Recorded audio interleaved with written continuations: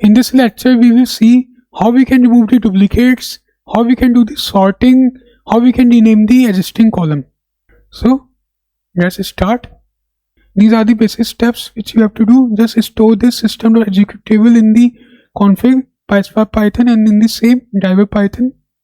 Then you have to store the IP. This is the local host which you are using. So that's why 127.0.0.1. Similarly, Spark local host name is the local host. These are the some basic steps which we have to do every time when we are executing the PySpark notebook. Import the Spark session. Give it a name PySpark. Local one means we are using the worker 1. Then we won't use the worker again. This is the host, local host. The local host will be binded to the address to the local ID IP.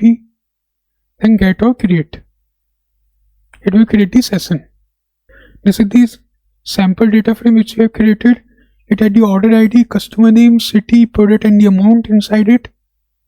To check the schema, like what are the data type of the column, which columns are available, whether that column is nullable or not, that can be achieved using the df.print schema. To rename the column, we can use the with column renamed. df rename equal to df.with column rename. Customer name with the old name, new name with the customer. The main function is the with column rename. Again, you have to create a new data frame. In the existing data frame, we can't do any activity. Let me run this file. Okay, so see, customer name I will rename to the customer. To rename multiple column, just pass the old column name and as a key of the dictionary and new column name as the value. See, multiple column can be renamed here. This is the main thing.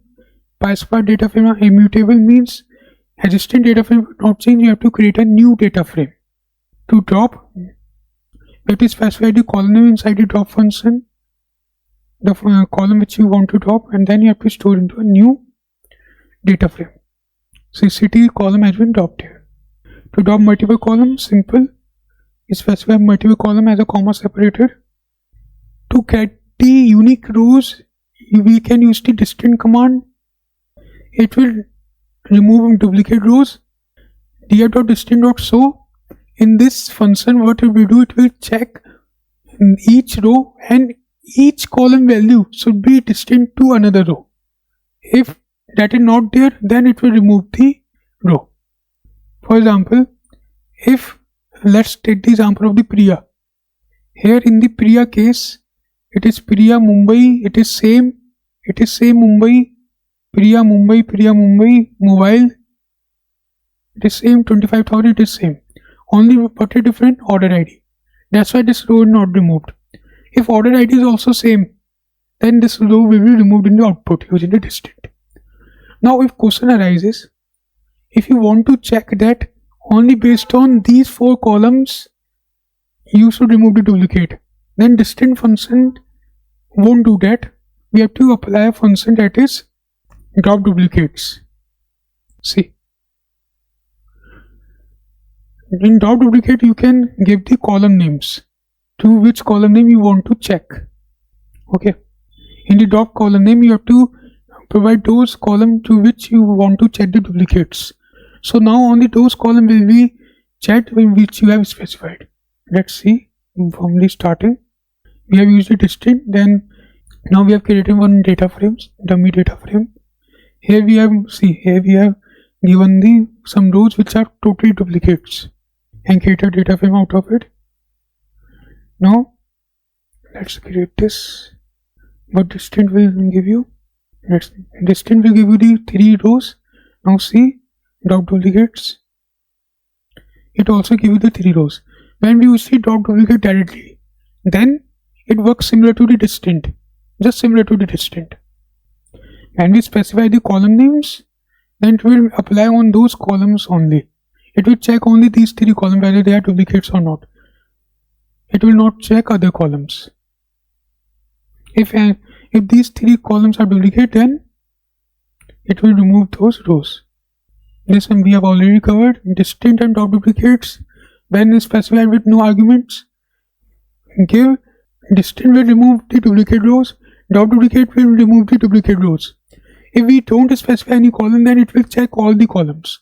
If we specify only columns, if we specify some columns, then it will check only those columns. If they are a duplicate, then it will remove the rows. Now orderBy.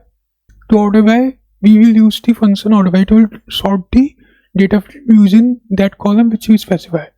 Now it will sort our data frame using the amount column. By default, it is the ascending order. To sort it in the descending order, use the col amount.desc. We have to import from the PySpark.sql function. By default, it is ascending. You don't need to do this also. To write DSC. To descending, you have to write the DSC. To sort by multiple columns, you can specify like this. And also the order in which you want to sort. So see, it's a descending order. Amount column is the city, the ascending order. So D is coming first and then M. Sort function also to sort the data frame. Now in the end, you stop the Spark. So in this lecture we have covered renaming the column, then dropping the column, how we can drop the column. Then after that, in this lecture we have covered the concept of how we can remove the duplicates using the distinct or the dropDuplicate command. Then we have used the orderBy and the sort to get the data frame sorted, then to drop the columns, to rename the columns. There is one point here before closing the this lecture. There is one point which, so see, in column rename, just remember this point. To rename only one column, this is the function with column rename. To rename multiple column, this slight difference. With columns, this S is added. So this is a minor difference, just remember this. Thank you. For downloading notes, you can download the notes using the GitHub profile.